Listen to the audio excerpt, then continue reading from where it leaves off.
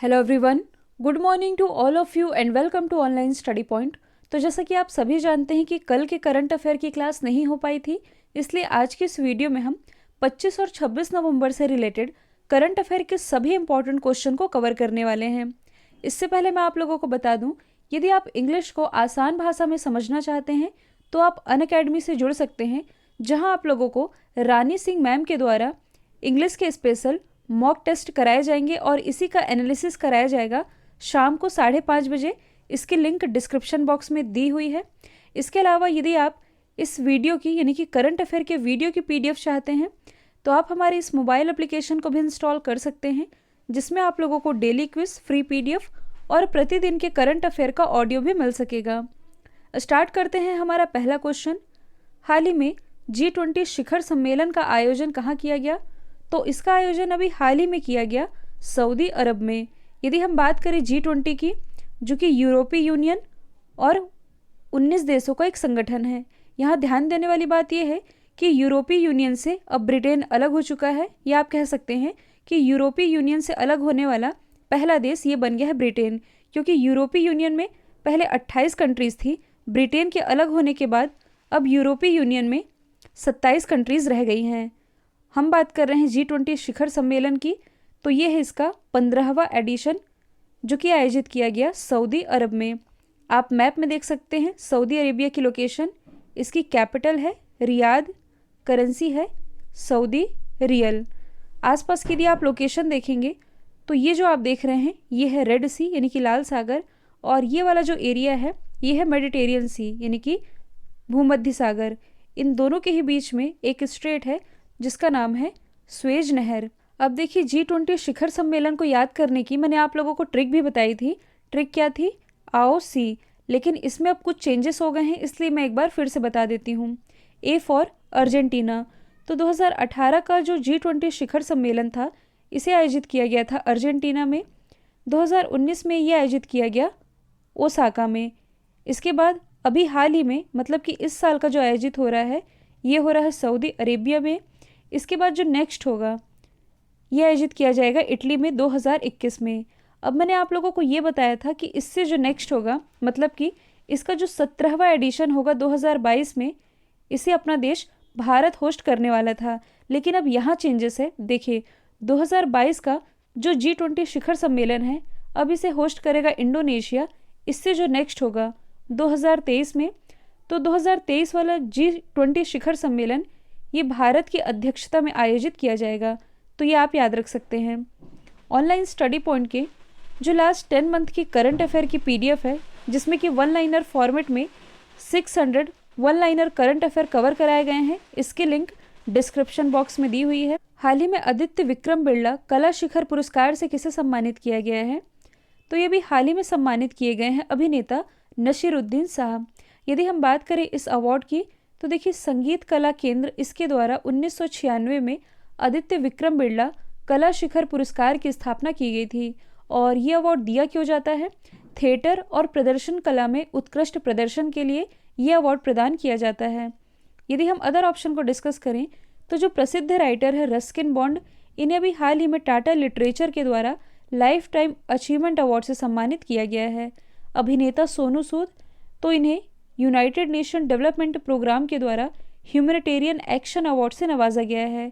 जबकि जो केंद्रीय मंत्री हैं रमेश पोखरियाल जी, इन्हें भी हाल ही में Vatayan life time achievement award से नवाजा गया है। इस एप्लीकेशन से रिलेटेड एक और फैक्ट मैं आप लोगों को बता दूं, यदि आप लोगों ने ऑनलाइन स्टडी पॉइंट के इस एप्लीकेशन को इंस्टॉल कर रखा है तो इसे आप लोग अपडेट कर लीजिए। वो इसलिए क्योंकि अब से आप लोगों को क्विज को री अटेम्प्ट करने का मौका मिलेगा। आप लोगों की डिमांड पर अब इसे नाइट मोड में भी लाया गया है, ताकि आप लोगों की आंखों की भी सुरक्षा हो सके। इसके अलावा काफ़ी कुछ नई चीज़ें हैं, इसलिए इसे आप अपडेट कर सकते हैं। हाल ही में पूर्वोत्तर के पहले गाय अस्पताल का उद्घाटन कहाँ किया गया है? तो ये है पूर्वोत्तर का पहला गाय अस्पताल, जिसका उद्घाटन किया गया है असम के डिब्रूगढ़ में, और इसका नाम है सुरभि आरोग्यशाला अस्पताल।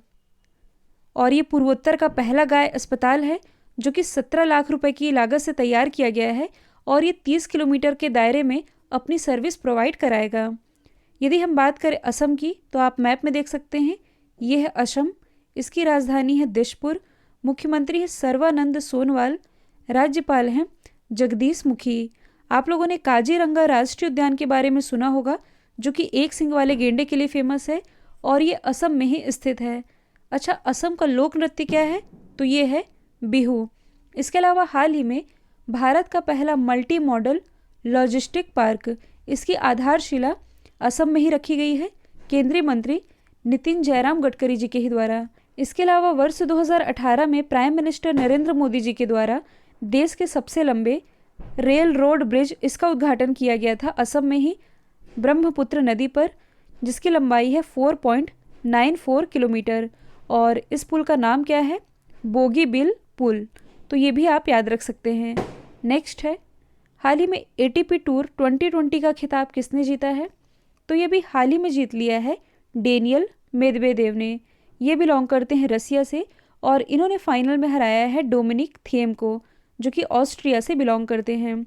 यदि हम बात करें ATP की, यानी कि एसोसिएशन ऑफ टेनिस प्रोफेशन, तो इसकी स्थापना हुई थी 1972 में।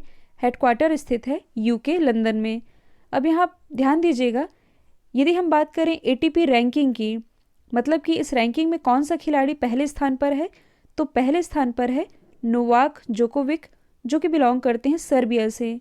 दूसरे स्थान पर हैं स्पेन के राफेल नडाल और तीसरे स्थान पर है डोमिनिक थिएम, जो कि बिलोंग करते हैं ऑस्ट्रिया से। हाल ही में अंडमान सागर में भारत और सिंगापुर के बीच किस अभ्यास का आयोजन किया गया? तो देखिए, इंडियन नेवी और सिंगापुर नेवी के बीच अभी हाल ही में सिम्बेक्स एक्सरसाइज का आयोजन किया गया है अंडमान सागर में। तो सबसे पहले आप मैप में देख सकते हैं सिंगापुर की लोकेशन, इसकी कैपिटल है सिंगापुर सिटी, करेंसी है डॉलर। यहाँ के जो प्राइम मिनिस्टर हैं ये है ली सियून लुंग। इसके अलावा भारतीय मूल के जो प्रीतम सिंह है, इनका नाम आप लोगों ने सुना भी होगा। तो ये भी हाल ही में सिंगापुर में पहले विपक्ष के नेता भी चुने गए हैं। इसके अलावा जो एप्पल है, एप्पल के द्वारा विश्व का पहला फ्लोटिंग रिटेल स्टोर, यानी कि तैरता हुआ रिटेल स्टोर, ये सिंगापुर में ही स्थापित किया गया है। और इसी सिंगापुर से रिलेटेड आप एक इंडेक्स याद रख सकते हैं। अभी हाल ही में global smart city index release किया गया था, जिसे टॉप किया था सिंगापुर ने ही। भारत की तरफ से हैदराबाद रहा था टॉप पर। ओवरऑल इसकी रैंकिंग थी 85। अब आपको ऑप्शन में जितने भी एक्सरसाइज के नाम दिख रहे हैं, ये कहीं ना कहीं भारत और अन्य देश के बीच होती है, तो इसे आप ट्रिक से याद रख सकते हैं, जैसे कि I for India, M for Myanmar. तो इम्बेक्स एक्सरसाइज ये है भारत और म्यांमार के बीच की एक्सरसाइज। यदि हम बात करें सिट मैक्स एक्सरसाइज की, तो S for Singapore, I for India और T फॉर थाईलैंड। तो ये जो सिट मैक्स एक्सरसाइज है, ये भारत, सिंगापुर और थाईलैंड के बीच एक ट्राइलेटरल यानी कि त्रिपक्षीय नौसैन्य अभ्यास है। इसका आयोजन अभी हाल ही में अंडमान सागर में ही किया गया है। इसके अलावा यदि हम बात करें सिलेनेक्स एक्सरसाइज की, तो SL for Sri Lanka, I for India. तो सिलेनेक्स एक्सरसाइज ये है भारत और श्रीलंका के बीच की एक्सरसाइज। ऑनलाइन स्टडी पॉइंट के जो अक्टूबर मंथ की करंट अफेयर की PDF है, जिसमें कि अक्टूबर मंथ के सभी current affair topic wise cover कराए गए हैं, और ऐसी ही टॉपिक वाइज करंट अफेयर की PDF ये नवंबर मंथ के लिए भी लाई जा रही है। तो फिलहाल आप अक्टूबर मंथ की परचेस कर सकते हैं। नवंबर मंथ की PDF आप लोगों को 5 या 6 दिन बाद मिल जाएगी। और जो लास्ट 10 मंथ की करंट अफेयर की PDF है विथ डिटेल और विथ एक्स्ट्रा फैक्ट वाली, इसकी भी लिंक डिस्क्रिप्शन बॉक्स में दी हुई है। नेक्स्ट है, हाल ही में एपेक समिट 2020 का आयोजन कहाँ किया गया? तो एपेक, इसका आयोजन अभी हाल ही में किया गया मलेशिया में। तो सबसे पहले हम डिस्कस कर लेते हैं एपेक के बारे में, यानी कि एशिया पैसिफिक इकोनॉमिक कॉरपोरेशन, या इसे आप हिंदी में कह सकते हैं एशिया प्रशांत महासागरीय आर्थिक सहयोग। इसकी स्थापना हुई थी 1989 में और हेडक्वार्टर स्थित है क्वींसटाउन, सिंगापुर में। देखिए, ये तो है 2020 का एपेक समिट, जिसे कि मलेशिया के द्वारा होस्ट किया गया। इससे जो नेक्स्ट होगा एपेक 2020, इसे होस्ट करेगा न्यूजीलैंड। अब हम डिस्कस कर लेते हैं मलेशिया के बारे में। यदि हम बात करें मलेशिया की, तो इसकी कैपिटल है कुआलालंपुर, करेंसी तो ये है मलेशियाई रिंगित। तरुण गोगोई, जिनका भी हाल ही में निधन हुआ है, ये किस राज्य के पूर्व मुख्यमंत्री थे? तो ये पूर्व मुख्यमंत्री थे असम के, और ये असम के सबसे लंबे समय तक मुख्यमंत्री रहे थे। कुछ समय पहले ही ये कोरोना पॉजिटिव पाए गए थे, जिसके बाद से इनकी तबीयत और ख़राब होते गई और अभी हाल ही में इनका निधन हो चुका है। तो तरुण गोगोई ये पूर्व मुख्यमंत्री थे असम के। अब देखिए बीते दिनों में कुछ अन्य राज्य हैं जिनके पूर्व मुख्यमंत्रियों का निधन हुआ है, जैसे कि जो छत्तीसगढ़ है ये मध्य प्रदेश से अलग हुआ था वर्ष 2000 में, और जब ये अलग हुआ था तब इसके जो पहले मुख्यमंत्री बनाए गए थे अजीत जोगी जी। तो हाल ही में छत्तीसगढ़ के पहले मुख्यमंत्री अजीत जोगी जी का भी निधन हुआ है। हाल ही में गुजरात के पूर्व मुख्यमंत्री केशुभाई पटेल इनका भी निधन हुआ है, जबकि हाल ही में जो सिक्किम के पूर्व मुख्यमंत्री थे इनका नाम है संचमान लिम्बू, इनका भी निधन अभी हाल ही में हुआ है। नेक्स्ट है, किस भारतीय शो ने 48th अंतर्राष्ट्रीय एमी पुरस्कार 2020 में सर्वश्रेष्ठ ड्रामा सीरीज़ का अवार्ड जीता है? तो ये भी हाल ही में जीत लिया है दिल्ली क्राइम ने। और ये इम्पॉर्टेंट इसलिए भी है क्योंकि अंतर्राष्ट्रीय एमी पुरस्कार जीतने वाली भारत की पहली वेब सीरीज़ ये बन गई है दिल्ली क्राइम, और इसके जो डायरेक्टर हैं इनका नाम है रिची मेहता। यदि हम बात करें एमी अवार्ड की, तो देखिए ये जो अवार्ड है ये टेलीविज़न में एक्सीलेंस के लिए दिया जाता है। इसकी शुरुआत हुई थी 1949 से और ये अमेरिका के द्वारा दिया जाता है। हाल ही में किस टाइगर रिजर्व ने बाघों की आबादी को 2 गुना करने के लिए T/2 अंतर्राष्ट्रीय पुरस्कार जीता है? तो ये भी हाल ही में जीत लिया है पीलीभीत टाइगर रिजर्व ने। तो आपसे ये भी पूछा जा सकता है कि पीलीभीत टाइगर रिजर्व जिसने कि ये अवार्ड जीता है ये किस राज्य में स्थित है? तो ये स्थित है उत्तर प्रदेश में, जिसने कि T/2 अंतर्राष्ट्रीय पुरस्कार जीता है। अब ये है क्या? तो देखिए T/2 ये एक प्रोग्राम है जो कि WWF यानी कि वर्ल्ड वाइल्ड लाइफ फाउंडेशन के द्वारा 2010 में शुरू किया गया था। और क्यों किया गया था? तो देखिए जो 13 बाघ रेंज देश है, मतलब कि ऐसे देश जहां बाघ पाए जाते हैं, तो 13 बाघ रेंज देशों ने वर्ष 2022 तक विश्व में बाघों की आबादी को 2 गुना करने के पर्पज से इस पर सहमति दिखाई थी। तो आप कह सकते हैं समझने के लिए कि T फॉर टाइगर इंटू 2 मतलब कि टाइगरों की संख्या को 2 गुना करना। तो हाल ही में जो पीलीभीत टाइगर रिजर्व है इसे बाघों की आबादी को 2 गुना करने के लिए T/2 अंतर्राष्ट्रीय पुरस्कार दिया गया है। यदि हम अदर टाइगर रिजर्व को डिस्कस करें जो कि अभी हाल ही में चर्चे में रहे हैं, तो यदि हम बात करें पन्ना टाइगर रिजर्व की जो कि स्थित है मध्य प्रदेश में, ये क्यों चर्चे में रहा है? तो अभी हाल ही में जो यूनेस्को है, यूनेस्को ने इसे world network of biosphere reserve की लिस्ट में शामिल किया है। यदि हम बात करें बांधवगढ़ टाइगर रिजर्व की, तो ये भी मध्य प्रदेश में स्थित है। हालांकि मध्य प्रदेश में सबसे ज़्यादा बाघ पाए जाते हैं और बांधवगढ़ टाइगर रिजर्व ये पूरी दुनिया में बाघ के लिए प्रसिद्ध है। यदि हम बात करें पेंच टाइगर रिजर्व की, तो ये भी मध्य प्रदेश में ही स्थित है। कुछ दिन पहले मैंने आप लोगों को बताया था कि हाल ही में जानवरों के लिए विश्व का सबसे बड़ा अंडरपास ये मध्य प्रदेश में ही बनाया गया है, और ये जो रास्ता ये पेंच टाइगर रिजर्व से होते हुए गुजरता है। नेक्स्ट है, हाल ही में चक्रवाती तूफान निवार ने किस क्षेत्र में भूस्खलन किया है? तो निवार तूफान ये भी चर्चे में है। इसने भी भूस्खलन किया है बे ऑफ बंगाल यानी कि बंगाल की खाड़ी में, और इसका जो प्रभाव है ये पुदुचेरी, तमिलनाडु, आंध्र प्रदेश और तेलंगाना जैसे राज्यों में देखने को मिल सकता है। तो आप देख सकते हैं ये है बंगाल की खाड़ी। हालांकि भारत में जो मोस्टली तूफान आते हैं ये इसी एरिया से आते हैं। जैसे कि कुछ समय पहले आप लोगों ने अम्फान तूफान के बारे में सुना होगा, जिसने कि पश्चिम बंगाल और ओडिशा राज्य को प्रभावित किया था। इसके बाद यदि अरब सागर वाले एरिया में देखेंगे तो यहाँ से एक चक्रवात आया था जिसका नाम है निसर्ग, जिसने कि महाराष्ट्र वाले एरिया को प्रभावित किया था। यहाँ से मैं आप लोगों को ये बताना चाहती हूँ कि भारत और इस आसपास वाले एरिया में जो तूफान आते हैं इसे तो हम सिंपल भाषा में चक्रवात ही कहते हैं। और मैंने आप लोगों को बताया था जैसे कि फॉर एग्जांपल ये है इंडिया, ये अरब सागर है, ये बे ऑफ बंगाल है। तो यहाँ से यदि कोई भी तूफान आएगा भारत के आसपास तो इसे तो हम चक्रवात ही कहेंगे। आप ये वाला जो एरिया देख रहे हैं चाइना के आसपास, ये जो जापान वगैरह हैं, तो यहाँ जो चक्रवात आते हैं या तूफान आते हैं आप कह सकते हैं, इन्हें कहा जाता है टाइफून। जैसे कि अभी हाल ही में फिलीपींस वाले एरिया में एक तूफान चर्चे में रहा था जिसका नाम है गोनी टाइफून। तो यहाँ इसे टाइफून कहते हैं, भारत में चक्रवात कहते हैं। वैसे ही ऑस्ट्रेलिया के आसपास जो तूफान आते हैं इसे कहा जाता है विली विली। तो यहाँ हम बात कर रहे हैं निवार तूफान की, जिसने कि बंगाल की खाड़ी के क्षेत्र में भूस्खलन किया है। तो देखिए बंगाल की खाड़ी से रिलेटेड एक और फैक्ट मैं आप लोगों को बता देती हूँ। आप लोगों ने भाषण 4 द्वीप के बारे में सुना होगा। तो अभी हाल ही में जो बांग्लादेश गवर्नमेंट है ये रोहिंग्या शरणार्थियों को भाषण 4 द्वीप में शिफ्ट करने का सोच रही है। तो आपसे ये भी पूछा जा सकता है कि हाल ही में चर्चे में रहा भाषण 4 द्वीप ये कहाँ स्थित है? ये स्थित है बंगाल की खाड़ी में ही। नेक्स्ट है, किस देश ने चंद्र नमूनों को कलेक्ट करने के लिए चंद्रमा पर चांग 5 मिशन की शुरुआत की है? तो कुछ दिन पहले मैंने आप लोगों को बताया था चांग E4 मिशन ये रिलेटेड है चाइना के चंद्र मिशन से, वैसे ही ये जो चांग 5 मिशन है ये भी रिलेटेड है चाइना से ही। आप मैप में देख सकते हैं चाइना की लोकेशन।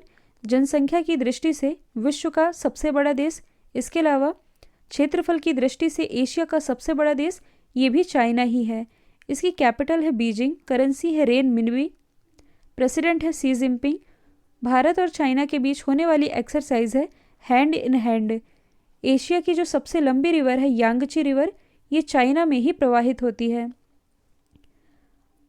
EIU यानी कि इकोनॉमिक इंटेलिजेंस यूनिट द्वारा world wide cost of living index ये आप कह सकते हैं कि हाल ही में इकोनॉमिक इंटेलिजेंस यूनिट के द्वारा दुनिया के सबसे महंगे शहरों की लिस्ट जारी की गई। तो सवाल ये है कि इस लिस्ट में कौन टॉप पर रहा है? तो दुनिया का सबसे महंगा शहर ये रहा है हांगकांग जो कि चाइना में स्थित है। दूसरे स्थान पर है फ्रांस की कैपिटल पेरिस और तीसरे स्थान पर है स्विट्ज़रलैंड का ज्यूरिख। और ये जो रैंकिंग है ये कुल 133 शहरों के बीच जारी की गई जिसमें टॉप पर रहा है हांगकांग। अब देखिए यहाँ से एक ऑप्शन बच जाता है। तो अभी मैंने आप लोगों को बताया था कि जो सिंगापुर है इसने स्मार्ट सिटी इंडेक्स में टॉप किया है। अब यदि हम बात करें इकोनॉमिक इंटेलिजेंस यूनिट की जिसने कि ये रैंकिंग जारी की है तो इसकी स्थापना हुई थी 1946 में। हेडक्वार्टर स्थित है यूके लंदन में। हाल ही में किस बैंक ने अपनी पहली डिजिटल ऐप जिसका नाम है आनंदा इसे लॉन्च किया है? तो ये पहला डिजिटल एप्लीकेशन है LIC का जिसे कि लॉन्च किया गया है। तो LIC ने जीवन बीमा पॉलिसी करने के लिए अपने एजेंटों के लिए एक डिजिटल एप्लीकेशन लॉन्च किया है जिसका नाम है आनंदा। और इसका पूरा नाम है, मतलब कि इस एप्लीकेशन का पूरा नाम है आत्मनिर्भर agent new business digital application. और इसमें पेपरलेस यानी कि बिना कागज के भी या आप कह सकते हैं कि पेपरलेस मॉड्यूल के माध्यम से जीवन बीमा पॉलिसी करने के लिए एजेंटों को हेल्प मिलेगी। तो आनंदा एप्लीकेशन ये LIC के द्वारा लॉन्च किया गया है। LIC इसकी स्थापना हुई थी सितंबर 1956 में। हेडक्वार्टर स्थित है मुंबई महाराष्ट्र में। इसके अध्यक्ष हैं MR कुमार। अब देखिए यहाँ से मैं आप लोगों को एक और फैक्ट बताना चाहती हूँ। लास्ट करंट अफेयर के वीडियो मैंने आप लोगों को बताया था कि ट्विटर पर सबसे ज़्यादा फॉलोअर वाला बैंक ये बना है RBI बैंक जो कि वर्ल्ड में पहले स्थान पर है। दूसरे स्थान पर है मैक्सिको सेंट्रल बैंक जिसके फॉलोअर हैं 7.74 लाख। गलती से मैंने बोल दिया था इसे मिलियन, तो ये मिलियन नहीं है लाख है।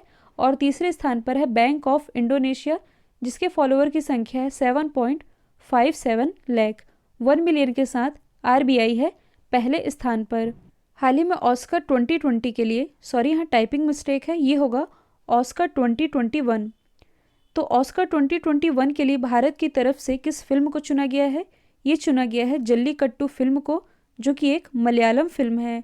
और टोटल 27 फिल्मों को शॉर्टलिस्ट किया गया था जिसमें दीपिका पादुकोण की छपाक और जानवी कपूर की जो फिल्म है जिसका नाम है गुंजन सक्सेना। इन सभी फिल्मों को पीछे छोड़ते हुए जो मलयालम फिल्म है जल्लीकट्टू ये नेक्स्ट ईयर के ऑस्कर यानी कि 93rd ऑस्कर 2021 के लिए भारत की तरफ से चुना गया है। अब देखिए यदि हम बात करें ऑस्कर अवार्ड की तो इसकी शुरुआत की गई थी 1929 से जो कि फिल्मों में उत्कृष्टता के लिए दिया जाता है। तो देखिए 2021 के ऑस्कर के लिए नॉमिनेट किया गया है मलयालम फिल्म जल्लीकट्टू के लिए। 2020 के जो ऑस्कर रहे थे इसके लिए भारत की तरफ से गली बॉय मूवी को नॉमिनेट किया गया था। हालांकि ये बाद में ऑस्कर की रेस से बाहर हो गई थी। और कुछ दिन पहले मैंने आप लोगों को बताया है कि विद्या बालन की एक फ़िल्म है शॉर्ट फिल्म जिसका नाम है नटखट, और इस फिल्म को ऑस्कर शॉर्ट फिल्म की रेस में शामिल किया गया है। कल मैंने आप लोगों से पूछा था Vatayan life time achievement award से किसे सम्मानित किया गया? राइट आंसर था रमेश पोखरियाल जी। अब आप लोगों के लिए आज का सवाल है दुनिया की पहली हाइड्रोजन से संचालित डबल डेकर बस किस देश ने लॉन्च की है? तो इसका आंसर जो भी है कमेंट बॉक्स में बताइएगा। वीडियो यदि पसंद आया है तो एक लाइक कीजिए, साथ ही शेयर करना बिल्कुल मत भूलिएगा। तो आज के लिए इतना ही। Thank you so much.